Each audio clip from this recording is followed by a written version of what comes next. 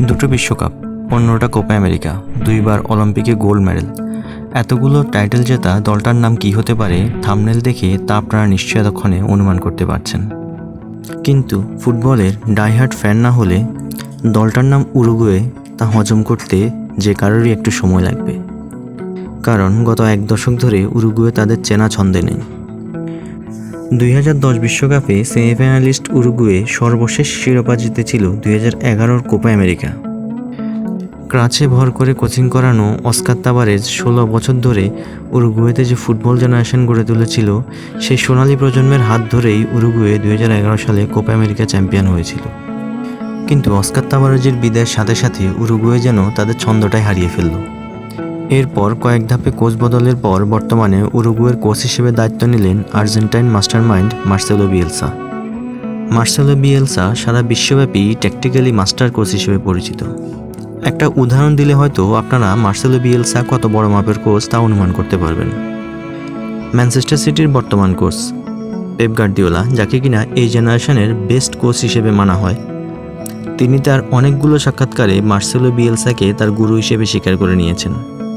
সাধারণত 4-3-3 ফরমেশনে দলকে খেলানো মার্সেলো বিয়েলসা উরুগুয়ের দায়িত্ব নেওয়ার পর থেকে দুটো ফরমেশনকেই বেশি গুরুত্ব দিয়েছেন।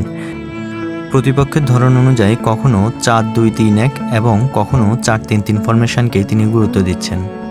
বিশ্বকাপের পর থেকেই অপরাজেয় আর্জেন্টিনা এই মার্সেলো বিয়েলসার উরুগুয়ের কাছেই গত নভেম্বরে 2-0 গোলে বিধ্বস্ত হয়েছিল।